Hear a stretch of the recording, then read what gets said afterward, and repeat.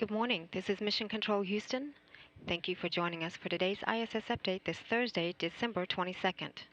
Aboard the orbiting complex, Station Commander Dan Burbank and Flight Engineers Anton Shkaplerov and Anatoly Ivanishin, now rounding out their 6th week in space, continue to conduct science experiments that take advantage of their microgravity environment, perform regular maintenance to their orbital home, and prepare for the arrival of 3 new crew members who are scheduled to arrive at the space station tomorrow morning at 9:22 a.m. Central Time.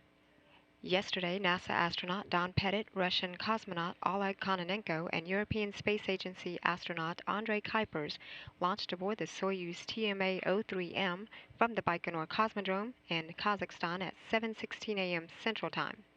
They have begun their 2-day chase on orbit to catch up to the International Space Station.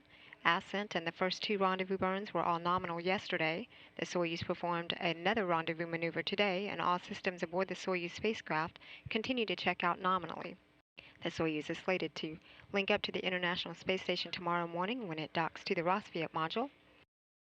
Live coverage of the Soyuz docking will begin here on NASA television at 8:45 a.m. Central Time, with docking scheduled to occur at 9:22 a.m. Central Time. Meanwhile, the Expedition 30 crew, now aboard the International Space Station, began their morning with the first of 2 daily planning conferences a couple hours after wake-up at midnight. Commander Dan Burbank is busy now gathering and setting up hardware required for the EPIC card installation and testing in preparation for the station's onboard computer architecture upgrade to increase its performance. Meanwhile, Anton Shkaplerov and Anatoly Ivanishin are conducting the BAR experiment that tests and validates methods to detect pressure leaks on board the station to improve spaceflight safety. And later, Shkaplerov will photograph ongoing geophysics experiment known as Uragan that tests an experimental ground-based system that uses Earth observations from the space station's vantage point to classify and predict natural disasters such as hurricanes.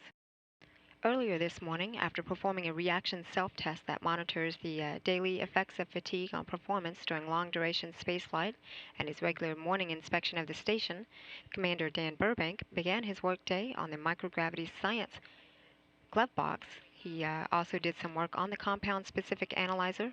Burbank then set up the Cubic, which is a small temperature-controlled incubator or cooler that is used to study biological samples in preparation for the science payload that studies the function of substances produced within the body in regulation of the immune processes and cell cycle under microgravity conditions. That science payload launched aboard the Soyuz spacecraft yesterday morning that is now on its way to the International Space Station. Also earlier this morning, Commander Burbank participated in a live in-flight interview with WDIV-TV in Detroit, Michigan. Flight engineer Anton Shkaplerov spent some time early this morning with a variety of maintenance tasks of the service module, including some circuitry checkout, a coolant leak, and a control and atmosphere monitoring sensor checks, and also a filter unit replacement. This is Mission Control Houston.